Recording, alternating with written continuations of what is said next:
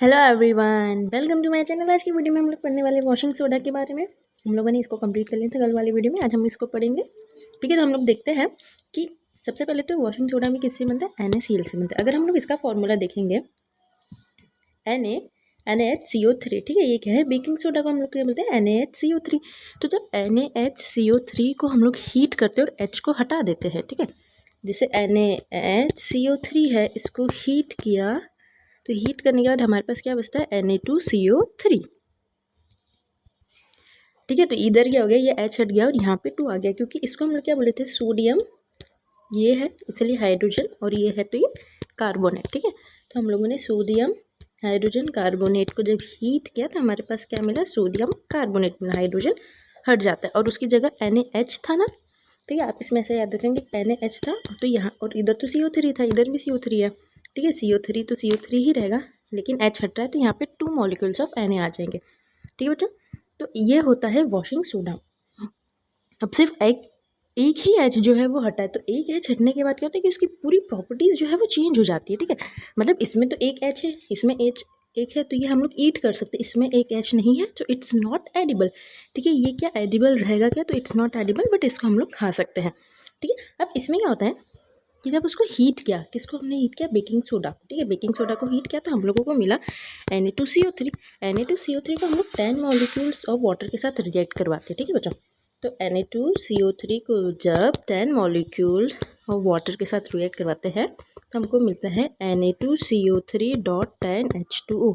ये जो .10H2 है, ये क्या सिग्निफाई करता है, सबसे बड़ा क्वेश्चन कि 10 मॉलिक्यूल्स ऑफ वाटर क्या सिग्निफाई करता है। तो आप लोगों ने देखा होगा वॉशिंग सोडा, जैसे हमारे पास जो कपड़े धोने का सर्फ आता है, ठीक है, हम लोग उसको सिंपल से, तो वो कौन से फॉर्म में आता है, वो पाउडर फॉर्म में आता है। ठीक है बच्चों, तो ये क्या होता है ना कि जब भी हम बहुत small amount, 10 molecules of water मतलब कितना स्मॉल अमाउंट है, तो जब भी हम लोग small amount of water add करते हैं किसी भी कंपाउंड में, तो उसका स्ट्रक्चर जो है वो थोड़ा सा चेंज हो जाता है, और उसका स्ट्रक्चर चेंज हो जाता है और उसका जो शेप है वो सही रहता है। ठीक है, अब इसका ये मतलब नहीं कि वो गीला हो जाएगा। क्या आप लोगों ने देखा है कि सर्फ गीला होता है, नहीं, जो पाउडर के फॉर्म में है वो पाउडर के फॉर्म में ही रहेगा, वो गीला नहीं होगा, क्योंकि 10 मॉलिक्यूल ऑफ वाटर उसको गीला नहीं करेगा, बल्कि उसको हेल्प करेगा एक दूसरे से कंबाइन करने में। ठीक है, बहुत ऐसे छोटे छोटे छोटे मॉलिक्यूल्स रहेंगे ना, ठीक है, इतने सारे छोटे, तो उनको एक दूसरे से कंबाइन करने में और अच्छा सा शेप बनाने के लिए उसको क्या करेगा, 10 मॉलिक्यूल्स ऑफ वाटर हेल्प करेगा। 10 मॉलिक्यूल्स मतलब बहुत कम, ठीक है, 1 ड्रॉप उससे भी बहुत कम होता है। ठीक है, 10 मॉलिक्यूल्स ऑफ वाटर 1 ड्रॉप से भी बहुत कम। ठीक है बच्चों, तो इसको गीला नहीं करेगा, इसको ड्राई ही रहेगा। क्या ये वेट रहेगा, तो ये वेट नहीं रहेगा। ठीक है, इसमें क्वेश्चन आते हैं कि क्या ये वेट रहेगा, तो ये वेट नहीं रहेगा, ये ड्राई रहेगा। और ये ड्राई रह के क्या करेगा, उसको उसका शेप अच्छा करेगा, और उसको जो है पाउडर को इतने छोटे छोटे, तो उनका इंटरमॉलिक्यूलर जो फोर्सेस है बीच में, तो उनका शेप अच्छा रहेगा, तो वो एक दूसरे से चिपके रहेंगे। ठीक है बच्चों, अगर हम लोग इसमें सपोज करो कि इतना 11H2 मॉलिक्यूल डाल देते, तो उसका शेप चेंज हो जाएगा, स्ट्रक्चर चेंज हो जाएगा, प्रॉपर्टीज़ भी सारी चेंज हो जाएगी।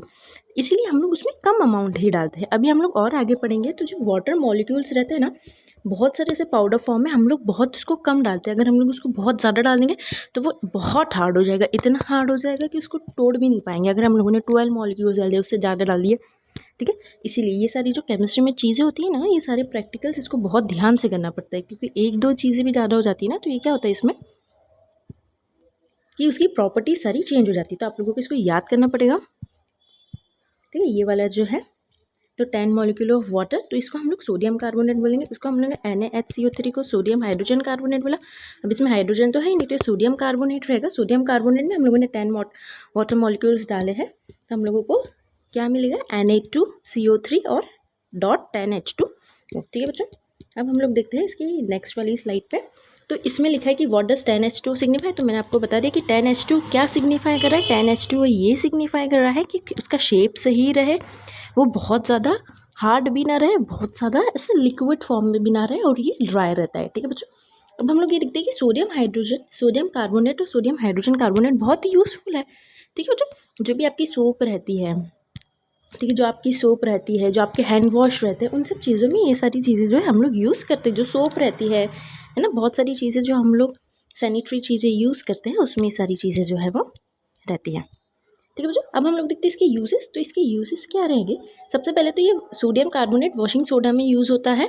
ठीक। सॉरी, जो वॉशिंग सोडा है वो किस में यूज़ होता है, ग्लास बनाने में, ठीक है, ग्लास बनाने में यूज़ होता है, ये सोप बनाने में यूज़ होता है, पेपर इंडस्ट्री में भी यूज़ होता है। पेपर इंडस्ट्री में कैसे यूज़ होता है, जो हम लोग जो पेपर लिखते हैं, जो हार्ड कार्डबोर्ड आते हैं ना बच्चों, जो पतले पेपर्स नहीं, जो हार्ड कार्डबोर्ड्स आते हैं, हार्ड कार्डबोर्ड्स अगर आप लोगों ने देखें, कार्डबोर्ड्स जनरली हार्ड ही होते हैं, तो उसमें क्या होता है कि वो इतने हार्ड रहते हैं, जैसे हमारे जो बॉक्सेस रहते हैं तो वो हार्ड रहते हैं ना, तो उसमें हम लोग इसको यूज़ करते हैं ताकि वो हार्ड रहे, ठीक है, उसमें बहुत ज़्यादा कम वाटर मॉलिक्यूल्स डालते हैं ताकि वो हार्ड रहे, है ना मुझे।